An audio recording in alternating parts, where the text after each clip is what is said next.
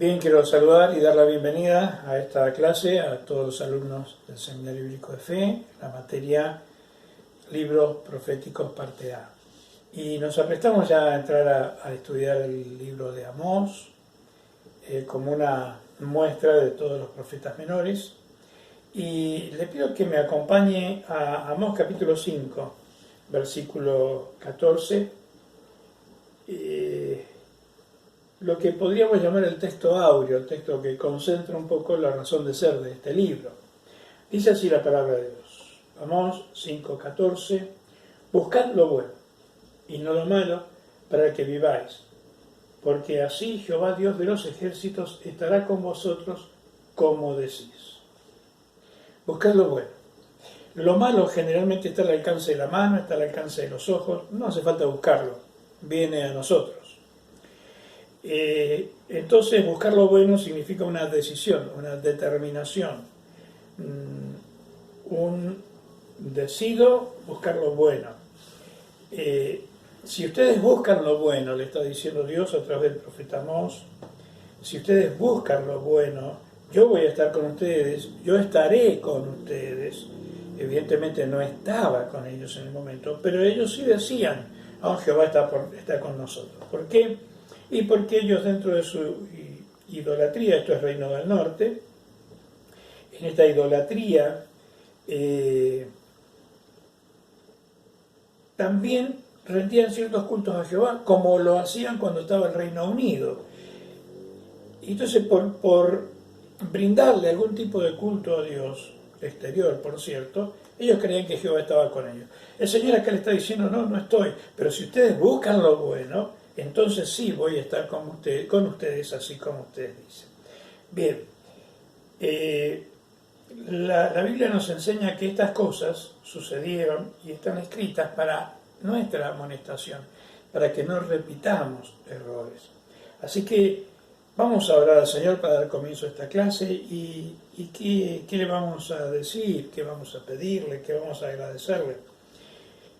Yo oraría pidiéndole, Señor, ayúdanos a aprender de esta historia de tu pueblo y que nosotros podamos buscar lo bueno para que de verdad el Señor esté con nosotros.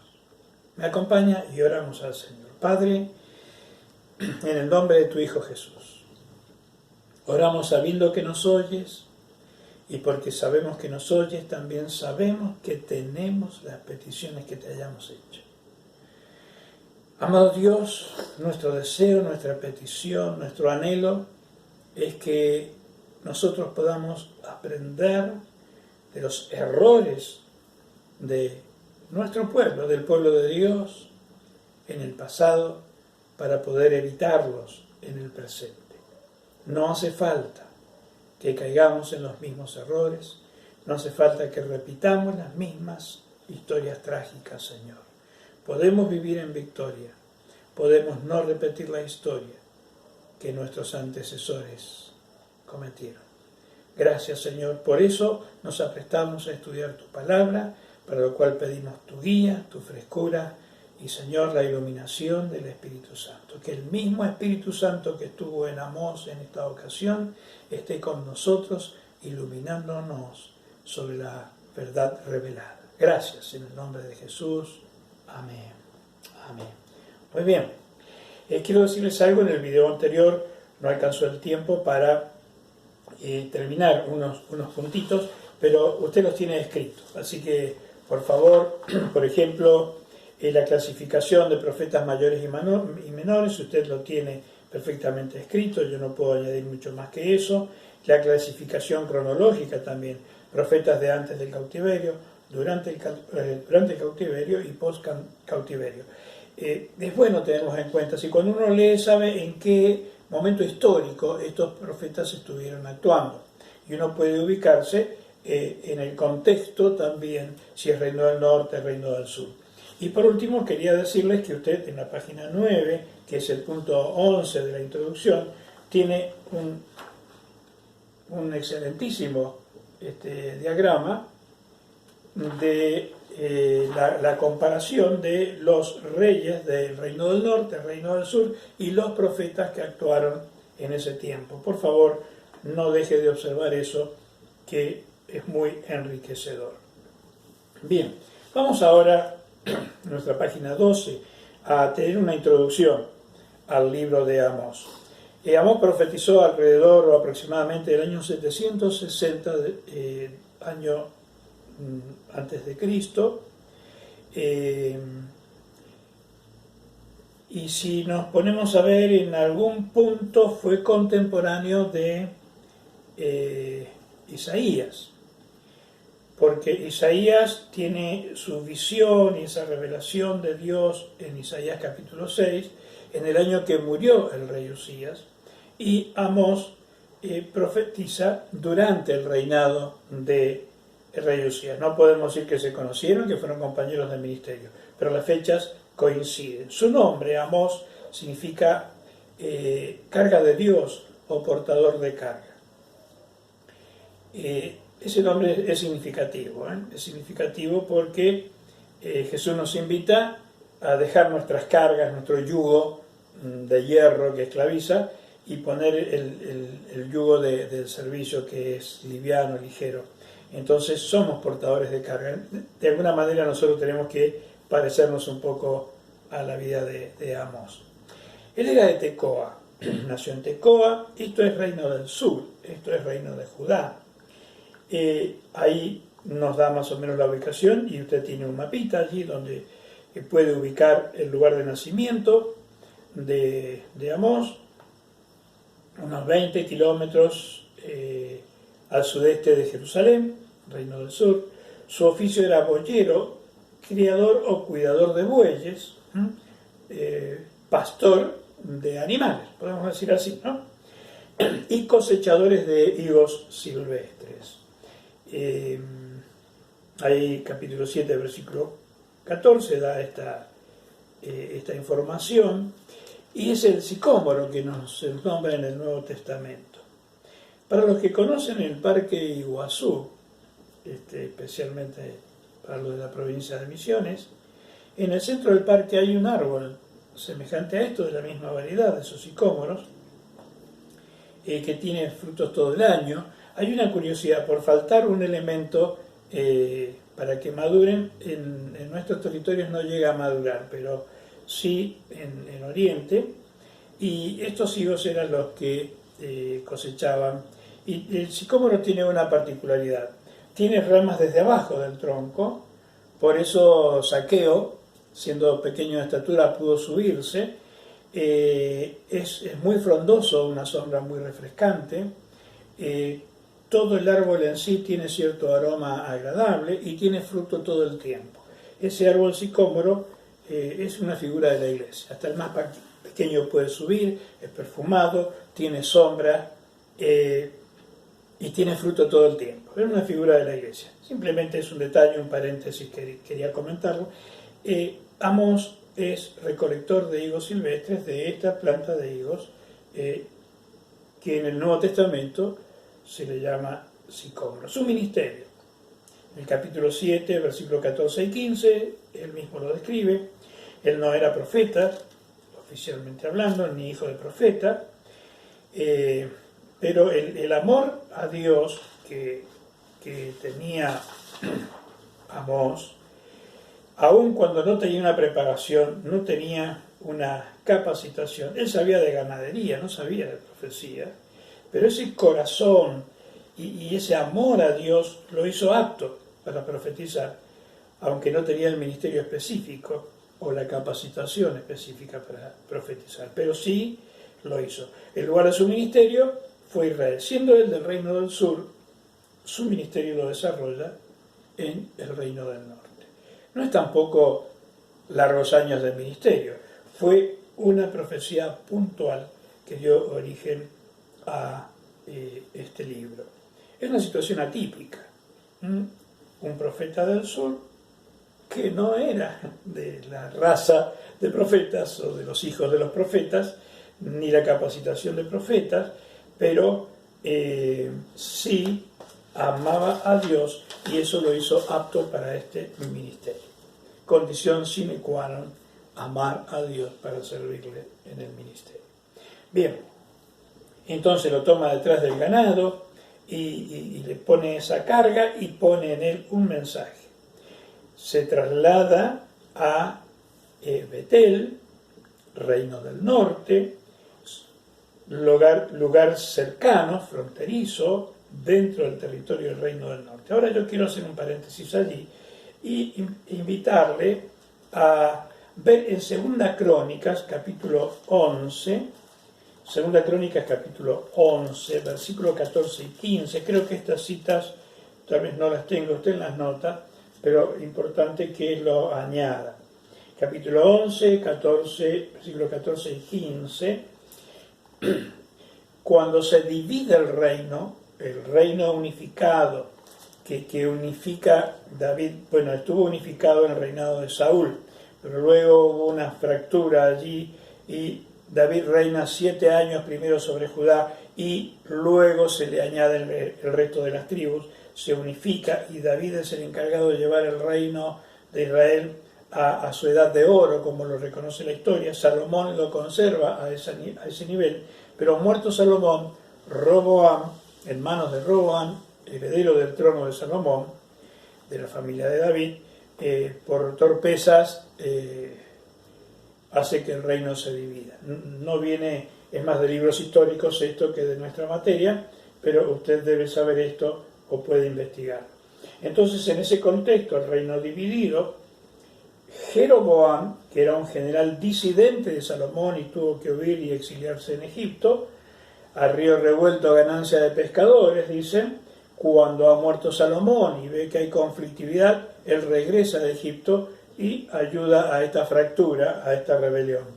Bien, versículo 14, porque los levitas dejaban sus ejidos y sus posesiones y venían a Judá y a Jerusalén, pues Jeroboam y sus hijos los excluyeron del ministerio de Jehová.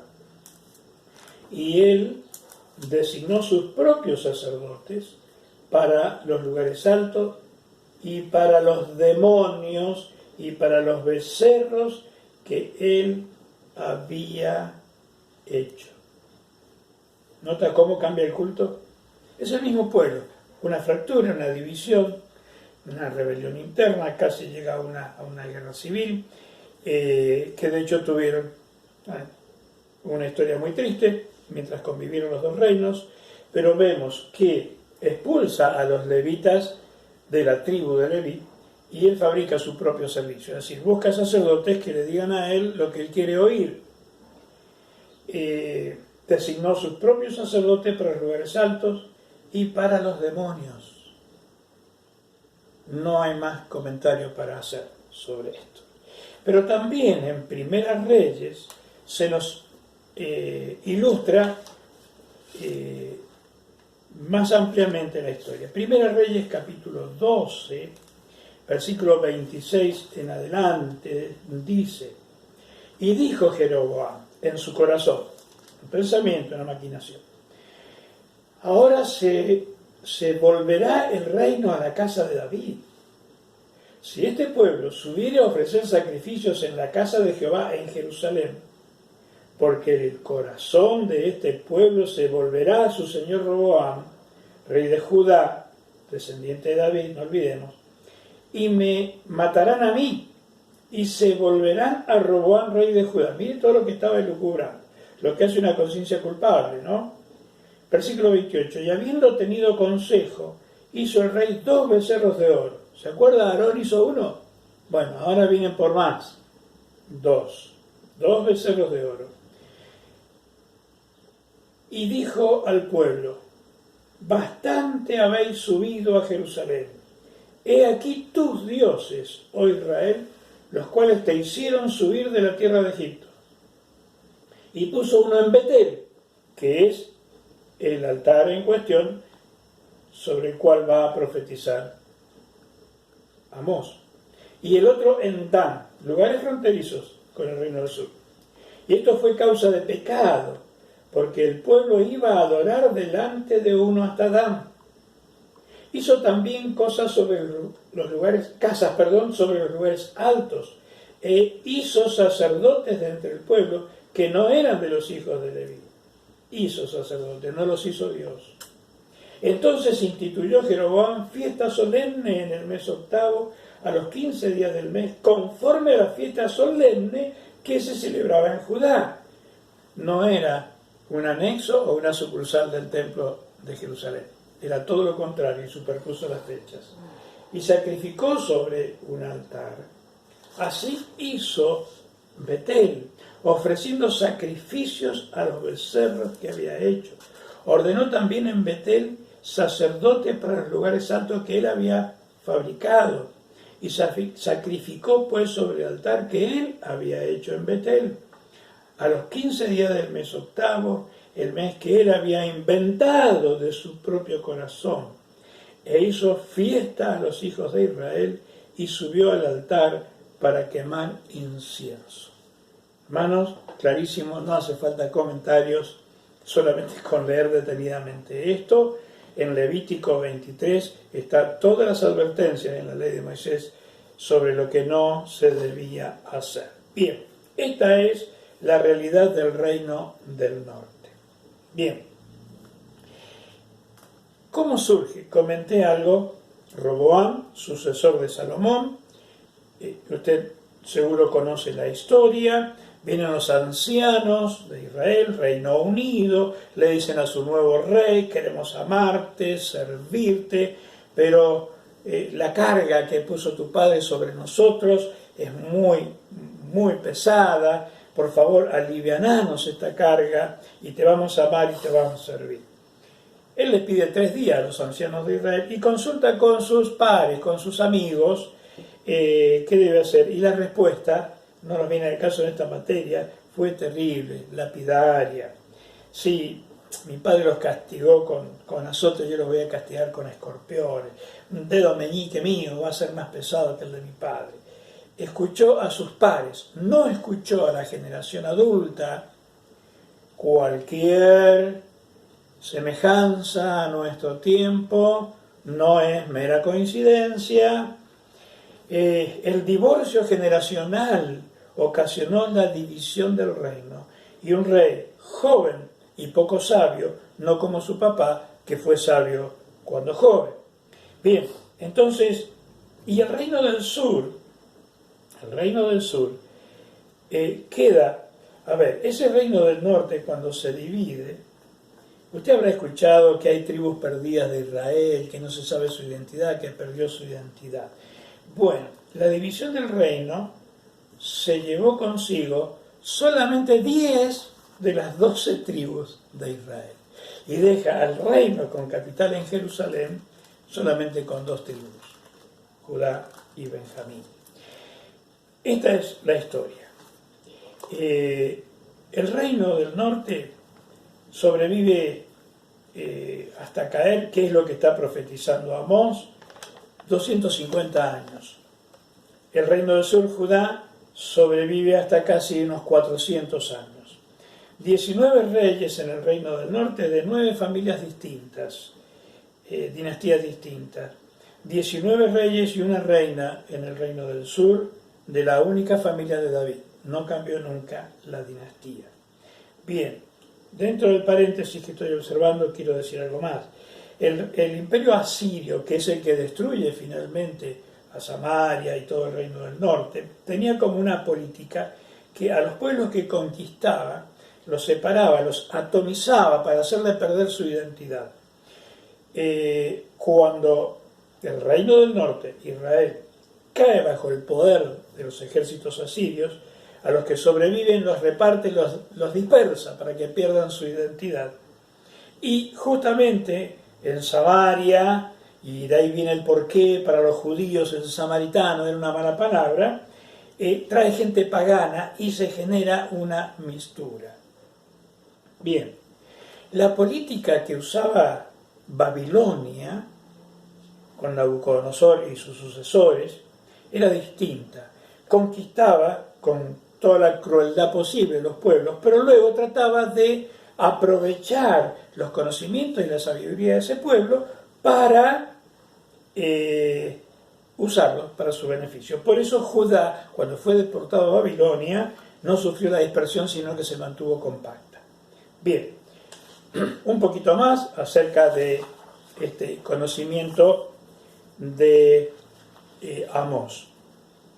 Las condiciones religiosas, en la página 14, en su apunte, nos hablan un poco de esto. La vida religiosa. Habían llegado, punto 1, a ser tan o peor en su inmoralidad como los paganos. Ahí en ese altar de Betel era tremendo. Los cultos allí celebraban en una abominable mezcolanza de judaísmo y paganismo. Las virtudes públicas y privadas habían degenerado. La inmoralidad más aberrante había penetrado en las familias. Capítulo 2, versículo 7, usted ya lo ha leído. Los jueces obraban injustamente. Los pobres no tenían esperanza de que se les impartiese justicia. En los tribunales se vendía y se compraba la justicia con dinero. Capítulo 5. Cualquier similitud con nuestro tiempo no es mera coincidencia. Y por último, no toleraban que se les reprendiese. El que pretendía hacerlo era declarado persona no grata. Bien, el estilo literario de Amós era hombre de campo, pero era repetir y repetir y repetir, como Jesús, ¿no? Otra vez os digo, de cierto os digo, ya os lo había dicho. Y los mismos discípulos, después de resucitado Jesús, Él nos había dicho. Parece que somos lentos para entender, necesitamos que se nos repitan muchas veces las cosas.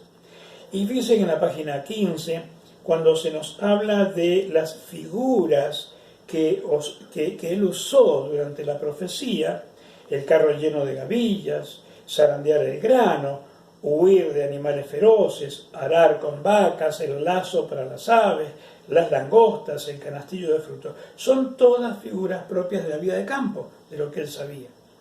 Bueno, ahí hay una reseña muy corta. Se cree, y este dato viene del pueblo de Israel, que murió a consecuencia de la golpiza que le pegaron cuando Él profetizó contra el reino del norte, avisando lo que iba a suceder.